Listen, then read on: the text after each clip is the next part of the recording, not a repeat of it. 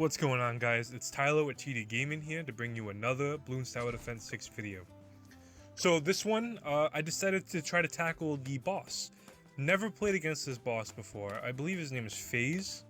I'm actually recording my voice this time after I did the challenge so that I can kind of explain what I did, why I did it, what I was thinking, you know, really get inside my head for this kind of stuff. Never done a voiceover before in general, so hopefully this goes as well as I hope it will, because trying to record gameplay while talking into my phone that's also playing that gameplay kind of has the volume kind of spikes. Like sometimes the gameplay will go up and then my voice will go down, my voice will go up, the gameplay will go down. I didn't mind it at the time, but now I want to start getting more into this. I want to start trying to figure out better strategies, so figured I'd give this one a shot, see if you guys enjoy it, and hopefully you do, so this way I can stick to this style for a little while before I figure out the next best thing to do. So anyway, this boss, I believe his name is PHAYZE, and I didn't really think ahead of time on this one. I actually just did a video too. I just recorded it. I got to do a voiceover for it. I just recorded a video on the new boss bloon that just came out. It's the one that gives itself super armor and boosts ceramics and stuff like that. I can't remember his name, but yeah, I was looking at that one and I realized that it actually tells you what the boss will do and how to like kind of give you ways to beat it. Didn't really realize that for this guy, so I kind of decided just to jump into it, give it a shot, figure it out as I go, which you'll see how that turned out, I guess, right? But I decided in this, because it's resort, obviously anything you put in that little square is going to be very beneficial, right? Start with the simple tack shooter. It's the cheapest option. I put down my free dart monkey. Should have done it earlier, but I guess maybe I just didn't see it at the time. But that dart monkey is basically going to be the cheap, quick camo, just so I can focus on farming. You know, you get that little camo detection right there for like 180, right? Something like that, or maybe 300 total. And you're good basically to around 33, where you're going to need actual camo. So yeah, I decided to take advantage of that, start getting my farms going. When you're doing challenges like this, guys, especially on elite or normal, whatever you want to play, honestly, either mode, you definitely need farms. You definitely need near infinite money. This is only on normal mode. I ended up playing this challenge, like, I believe it was like with 2 hours left to it. So when I did this, I got a little bit tied up. I didn't really have time to even try the elite, unfortunately. So I will try this one. I think his name was like Drill or Breaker or something like that. Breaker Bloon, something along those lines. I can't, a Blitz Bloon maybe. It's something along those lines. I can't think of the name of it. I'm gonna feel really stupid thinking about it later. But I'll definitely be trying that one on elite as well as the regular mode. But this one is on the regular mode, you know, so I'm assuming, I would think that a lot of the strategies that I'm doing here can be adopted into the elite as well. So anyway, I just got my first marketplace. I prefer marketplaces. I think they're cool. They're quick, they give you lives, and they're just automatic, you know what I'm saying? You get it, you don't have to worry about it. It's the same thing with the bank, but with the bank, you do have to kind of pay attention to when it's full. And then obviously top path, if you don't have a banana farm, which I don't really like to use PHAYZE if I don't have to, because I'm a little cheap like that. But that one, you have to put your hand on the screen or your computer, whatever you're playing on, and always collect it manually. That's a pain. So I'm gonna get my second banana farm going. Obviously more money is better money. I'm going to start thinking about my defense pretty soon. That was the round that I was talking about. 24 is just a single camo balloon, so the dart monkey, like a cheap dart monkey with just camo detection, is more than enough to finish that round off. Definitely going to need to get more camo or a crossbow or whatever to get the round 33 camos done with the regenerative ones. And it's kind of interesting going back and watching you play the game yourself and trying to get into your own head about why you did what you did. I think it's definitely an interesting part of the voiceover, trying to figure out or remember why you did what you did. This round actually caught me completely off guard. I was so focused on farming that I had totally zoned out the fact that round 28 was even a thing. So I actually did have to get rid of that. I had to come up with a quick strategy, as you could see. Definitely not something I would normally do in any gameplay. I ended up leaking because of that mistake, but it's one of those things where it completely caught me off guard. I was so focused on farming and camo and stuff like that, didn't even think about round 28 coming. But this round will be handled a lot easier, much better. I actually set him to strong, so now I don't really have to worry about him hitting stupid balloons. Now he just goes after the ones I want. I am going to get rid of him relatively soon. I'm going to replace him with a boomerang monkey with the glaive ricochet red hot ring. Personally, that's my favorite cross path for the boomerang. Bottom path's very good, middle path's very good, but the ricochet is gotta be the most satisfying when it comes to the boomerang monkey. It's just ridiculous.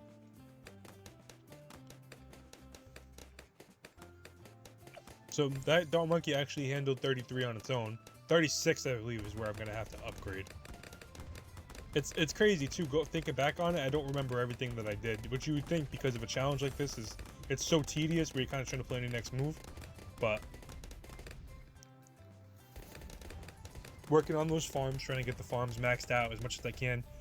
Like I said, I've never played this boss before, so I didn't really know how much health it was gonna have or what its abilities are. Or, you know, like when the first time Lich came out, I perma-brewed all my towers, and it turns out that healed them. So I don't know if anything like that was gonna happen with this boss balloon phase. Just didn't know, so I was kind of trying to play it safe too.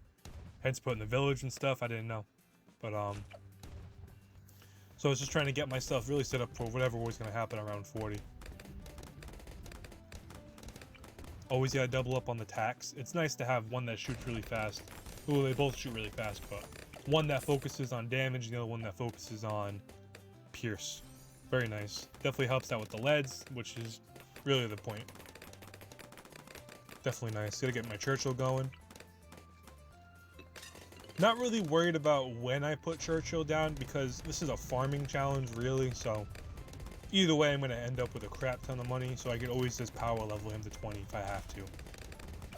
Especially, again, on a map like this where you have the little square right there. So, yeah, this threw me off when I was firing at him. With the fact that I just put down Churchill, and he doesn't have camo detection, I didn't really pick up on that. Like, you see that I set him to strong. I even end up using, I believe I end up using the ability here too, thinking it's going to do some damage. Maybe not. But, yeah, I didn't really understand why he wasn't attacking it. There's no, I didn't pay attention to the lowest health bar. There's actually a camo balloon there, which is nice. But, yeah, I think it's pretty cool that he has like a mini shield you gotta take out before you can actually damage him. 10,000 health's really not that much compared to other bosses, I believe. But when it comes to boss balloons or, like, you know, BFBs, ZOMGs, bad balloons, stuff like that, I do like to have my large caliber elite defender going. That just does so much damage so quickly, especially when there's one balloon. It's powerful. But yeah, I didn't realize what was going on here too, because his shield just flew down and then it stopped for a second. I didn't realize that he could like stun you too, or glitch you out, I guess would be like the idea here, with the way that he's kind of freaking out a little bit. But it's also really hard to see because of where he is now that he moved. There's actually a black hole on the map that is where the new rounds will spawn. That's cool. I think Resort, honestly, is probably the perfect map for this, because you don't get too punished since they're going to be circling that one area for a while anyway. So the towers that you do put down, you don't really have to worry about adjusting for it, because they're just going to respawn right where right where that black hole is, right where basically your towers are going to be. Very cool. I think you put that on another map, like something maybe like Cracked, or maybe not Monkey Meadow because it crosses over, but like something like Cracked or End of the Road, stuff like that can get really difficult for sure. But I also took notice around this time that Churchill was now shooting at him for a little while there. So I kind of picked up on his camo. That's also why I got like I got the sniper going with the camo. I got everything camo with the tower. It just made sense. Yeah, you can see that Ring of Fire really puts in that work when it comes to, I think it does 5 damage a shot right now. And it hits like God knows how many balloons at once, so you don't really have to worry about anything getting by. Also, having the elite sniper set to strong is very helpful too. To wear down the ceramic layer, this way the Ring of Fire can't finish them all off without having to worry. But yep, so I'm still focused on my farms going. I'm focused on getting a little bit of a perma-brew going. I was a little bit wary at this point because, again, I didn't know if it healed through it, which, considering it glitches you out and it's camo, really wouldn't make any sense anyway, but it's something I was a little bit worried about because it's my first time. This was definitely a very cool boss battle. I enjoyed this one a lot. This one kept me on my toes too, because it just gets harder and harder, and when you have a map like this and all your monkeys are grouped, they all get glitched together more or less, and it's just definitely changes things up. You could tell maybe I was a little bit zoned out at this point because I have 27,000, 30,000 monkey dollars or dollars, and I didn't really upgrade my farms at this point.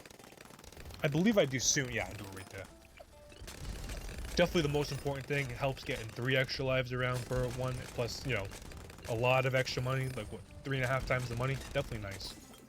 Definitely a nice upgrade right there.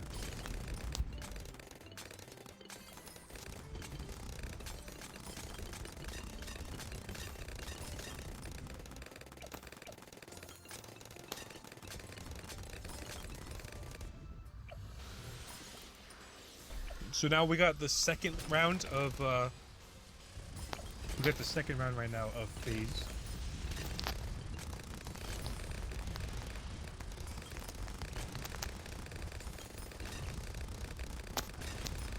It's going about the same, I would say, honestly. It has, you know, almost 4 times the health, but it doesn't really seem like it's doing that much, because now, like, personally, I don't know if you've seen any of my other videos, I love the Destroyer. So the Destroyer is just like the cheapest way to do massive amounts of damage. It's perfect. It's probably one of my favorite towers, especially on, like, if you're trying to rush to get something that's going to defend for a while.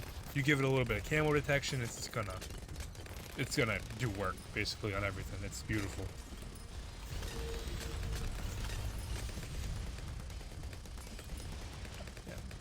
So now his shield's getting melted. I'm not really sure what's going on with that. It kind of feels like his shield, like right now, his shield is just not moving, but the tack zone is still going.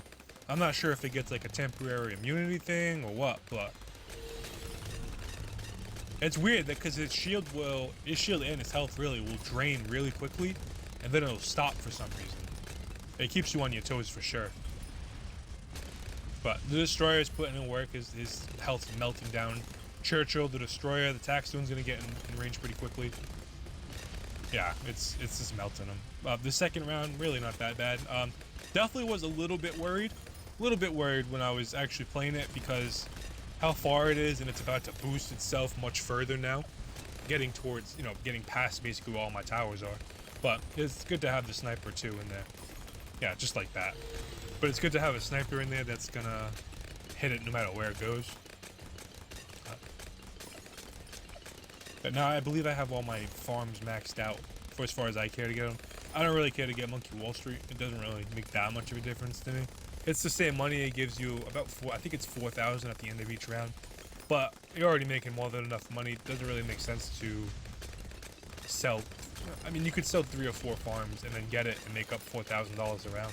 But you make more than enough money as it is.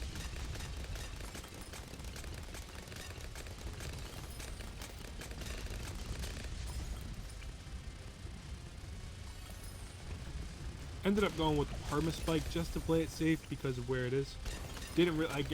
I really didn't expect the perma-spike to stop it if it gets that far, but at the same time, anything that leaks, I just didn't really want to be an issue. I'd rather have everybody focusing on PHAYZE, if that makes sense.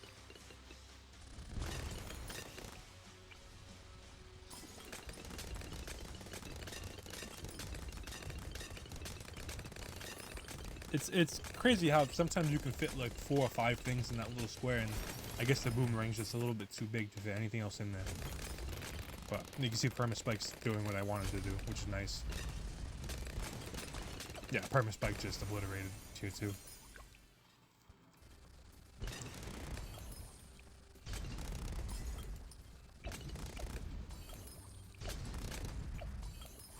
You know, I'm actually looking at my perma-spike, and now that I'm looking back on it, I think I got the wrong cross path.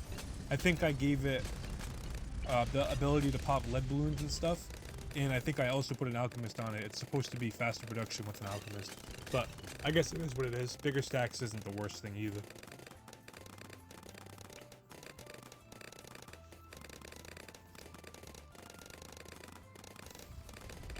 So I got my carrier flagship going. Ideally, I would be able to put an alchemist or something like that on top of it.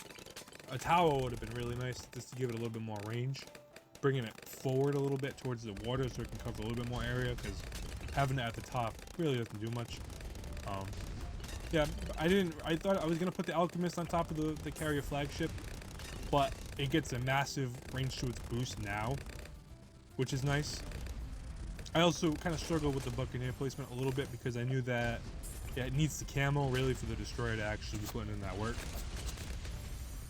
But once I put the Alchemist down, I kind of decided to leave it there because it does get like a massive range boost anyway. But so now we're on the third tier of PHAYZE. Also has significantly, I believe it's what, about 5 times the health now, I think, maybe a little bit less. Definitely starting to get harder. I don't really have that much more firepower going for me, so it should be a little bit more of a struggle. So at some point I should be focused on putting down more towers, but I did get a couple more farms going in the process, so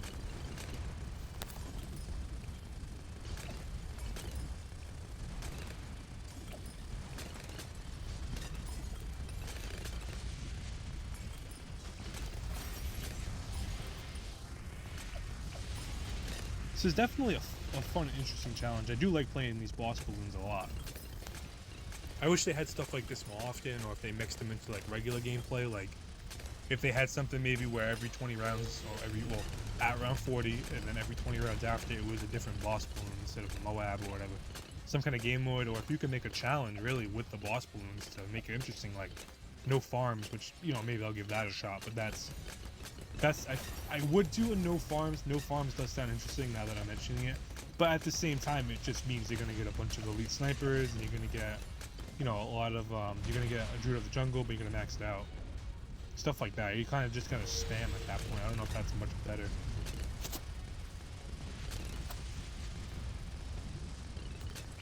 Also, I don't know if you guys can hear it in the background, but I do have a cat right next to me that's purring really loud. I don't know if that's getting into the mic or not, but if it is, then I hope you're enjoying it at least.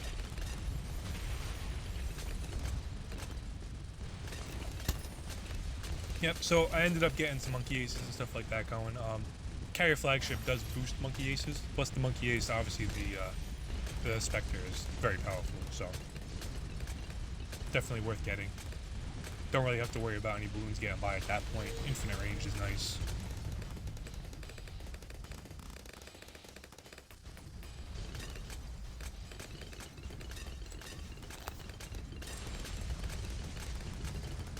Tier 3 is about the same thing as Tier 2, it looks like. It's really not scary, but it's definitely getting far enough away from my towers where it's like, okay, I gotta step it up a little bit.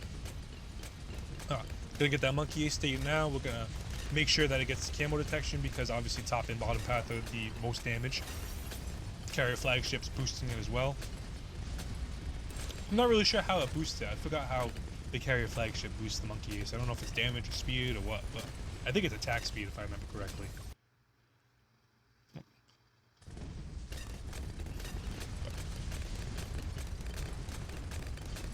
The rounds themselves really aren't an issue. And that's the third tier. You don't really realize how fast you go through the rounds. Also, my lives are up there too. You don't really pay attention to that either. Very nice. Then you just fly through all the rounds because you're so focused on taking down a boss with 175,000 health that now those towers that are taking down that tower are just basically insta-killing everything else that comes on the screen.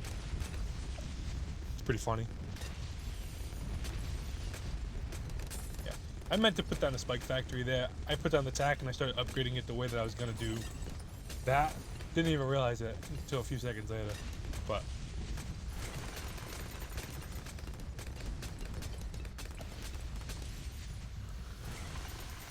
definitely cool. So now we're on tier 4. It's got 375,000 health, which I believe what the last one was 175, so it's got just over double the health. Hopefully my new Spectre and all that stuff will get rid of it.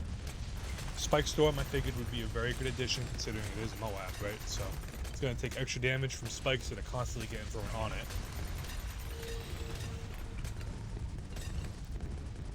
And it helps to get rid of everything else too that's spawning.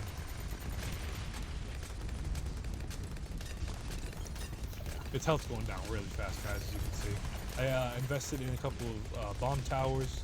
You know, obviously the Moab Elim, why not? It's going to do extra damage to it. It's good. Recharges very quickly too, especially with like an alchemist and stuff like that. It helps buff it. And then I have myself a recursive cluster with like a permabrew or an alchemist in general. It's just very powerful. Anyway, it just decimates really. That's a strategy alone, just putting a couple recursive clusters with maybe one alchemist per cannon and That'll get you to round. I don't even know. Easily beat a ZMMG, probably get further. Maybe I'll do that for a challenge. Maybe I'll just try bomb towers. See how that goes. But as you can see, this one's really not that bad. I'm surprised they only gave it 200,000 more health when the last one had 175. Kind of doesn't seem like it'd be too difficult. I don't know if they were banking on maybe the actual rounds themselves getting to you, but honestly, that's really not that bad. But that's tier 4, so now we are just on the grind, so 120. 120 definitely worried about. Obviously, tier 5 is the hardest, obviously. Don't really know. And plus the rounds up there start getting more difficult as well. After 120, it's going to be a lot of fortified DDTs, big spams of balloons like 98, but like 10 times worse, stuff like that. You don't really know how. I don't want DDTs and all that stuff kind of absorbing all the spike damage or taking the targeting, because the Spectre, the Flying Fortress, will target, I think, 2 or 3 at a time instead of just the 1. So stuff like that is stuff that I gotta really worry about. Also, don't really know how much health it has. Right, it had 375 on 100, so it's gonna have, I would assume, at least 1 million for the last round. But so this part's kind of a little bit of a drag. It's, you know, just kind of waiting for the balloons to spawn more than actually killing them. But not really much to do here besides grind through it as fast as I can. Definitely getting a lot of money. If I was smarter back then, I probably would have started putting down. Yeah, there we go. That's what I was gonna say. So that helps. That definitely speeds things up quite a bit. To basically will maul anything that shows up. And then we're gonna go for an embrittlement. Super brittle. Extra damage is always a nice thing. Nice touch.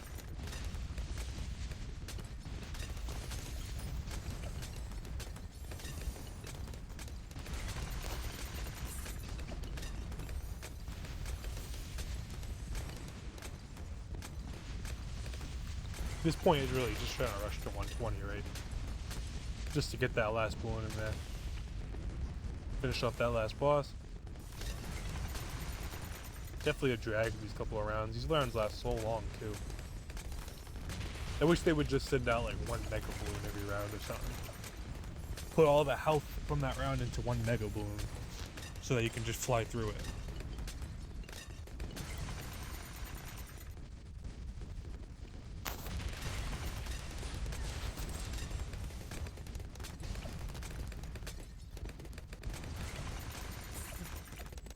Definitely not going bad. They're not even getting anywhere near the beginning, really. They're barely getting out of that little vortex in the top left. So hopefully this is an indication of how 120 is going to go, because that is going to be annoying.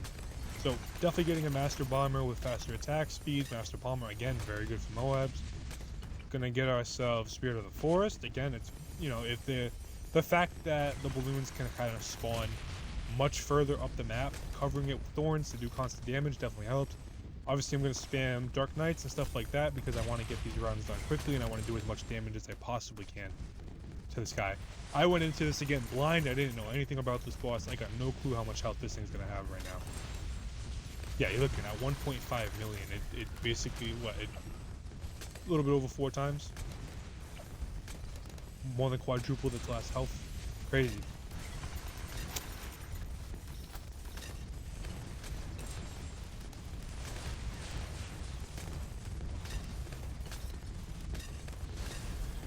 So I'm just basically doing what I was doing before, spamming my spike storms. I got my Spectre Flying Fortress focused on just him as best as I can. I do keep the laser cannon basically centered, or for as long as I can, because I want to get rid of all the other balloons so they don't take any of the targeting away. That's just going to take damage away from him, or it really. But we got the shield down for the first time, and now we're slowly doing health to it. Don't really like that, but should be able to power through here. Yeah, there was a ZOMG right there, and it disappeared. But Moabs are starting to push through a little bit, but it's not too much to really be worried about.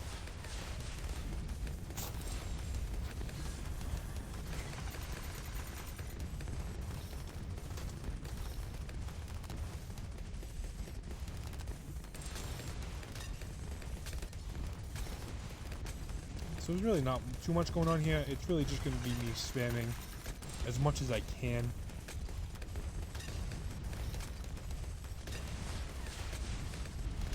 That's the biggest thing I think with these boss balloons. It's kind of a little bit boring in a sense, where you're kind of spending a lot of time just spamming and farming, and that's really what it is. I'm not the biggest fan of doing the elite bosses because it's really just that. It's just farm, farm, farm, farm, farm. The actual rounds don't get any harder. It just has more health.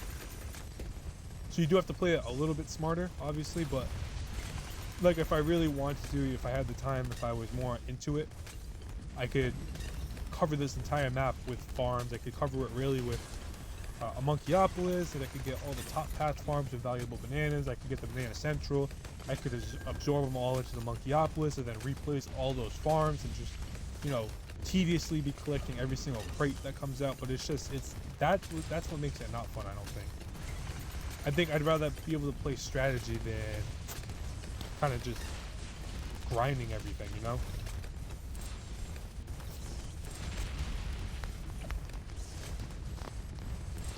I'd prefer strategy rather than just like hardcore spam, I guess is what I'm trying to say.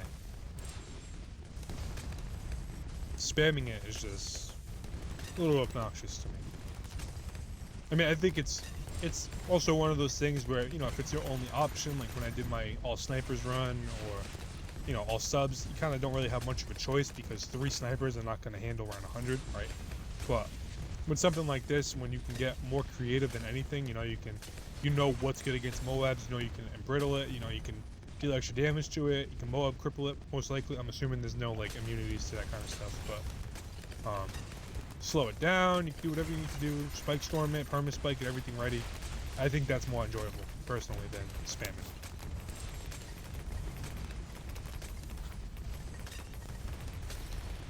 But definitely, you know, he's only halfway dead, but he's maybe what, 40% through the map. I would say 50% would probably be back at that corner or so, or maybe a little bit lower, like where the DDTs are right now. Has a lot of health. I was getting a little bit worried at this point because his health going by really, really slow. And it's also the rounds are starting to spawn much further up the map. They're doing getting a little bit further. I didn't really want them to start damaging my perma spike, which is the biggest thing. I actually have the cannon focused on that just to get rid of the Moabs as quick as I can. I did get a little bit lazy with it. I wish those Darling Gunners had some kind of auto target too, just like the bottom pad. I ended up starting to spam submarines, or putting down submarines really. I figured that first strike would speed things up a little bit. No, an extra, I think, what, 10,000 damage at a time? It helps, right?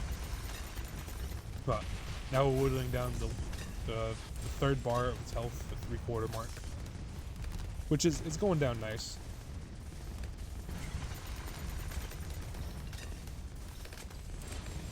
I would be curious to see if there's any other strategies that you guys found to maybe kill him faster. I think killing him faster would be a good nice accomplishment. This video is about a little bit over half an hour, I believe, if I remember correctly. So being able to do it in maybe like 25 minutes or even like 20 minutes somehow would be a really interesting grind. Maybe I'll try something like that with the new one. Again, I can't think of his name. I still can't think of his name. But yeah, it's a little bit of a slog here too, especially watching his health go down as slow as it is. You know he's gonna fly past. Again, this is the part where I'd be getting worried because now he's past everything that I set up, right? Obviously my sniper, Spectre, stuff like that. Flying Fortress still focused on it. I believe he's just out of Churchill's range, which is pretty cool. I didn't really realize how much range Churchill had until I made that video on him, which you guys should check out if you haven't already. Put a lot of effort into that one.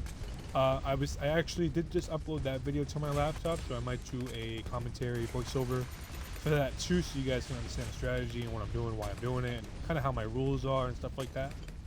Yeah, so I gave him my village just to buff his range a little bit so he can start attacking sooner. Just because I noticed he was slightly out of range. But yeah, so this is a strategy. Didn't really think about teleporting the Dark Knight and stuff like that. I think I was more focused on the laser cannon killing things and adding more first strikes and all that. Definitely more important, I think. going for the insta kills, or an extra 10,000 damage a missile just to use the ability is nice. I should have went with an energizer looking back on it, just to speed up the ability.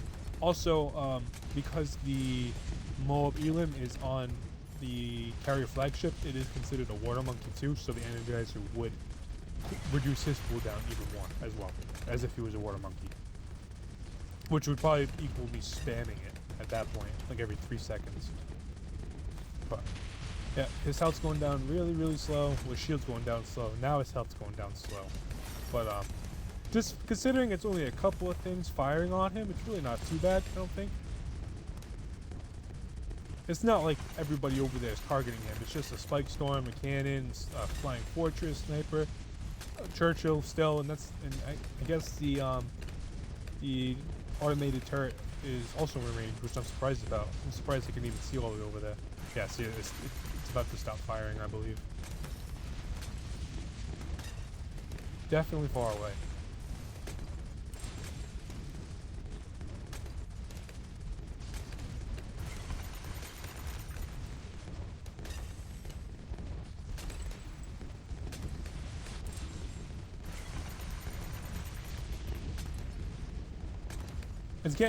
It's funny that the only other one that got this far was the second tier. And now we're on round 135. And it's finally getting back over there. They actually plow right through my perma spike, which definitely had me freaking out a little bit. But at the same time, it's got to get through all that stuff too right at the exit. So I can't really, I wasn't really too worried about it. But definitely surprised me at the very least.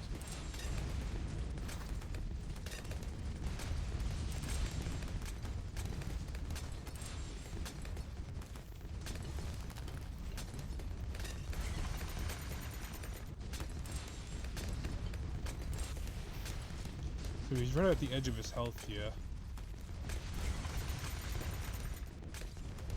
Here you go. So that's gonna be it. PHAYZE is done, all 5 tiers. So I hope you guys enjoyed the video. I hope you decide to check out some of my other videos, and definitely leave some feedback on how this voiceover goes, or maybe different strategies, different equipment. But I hope you guys enjoy the rest of your day.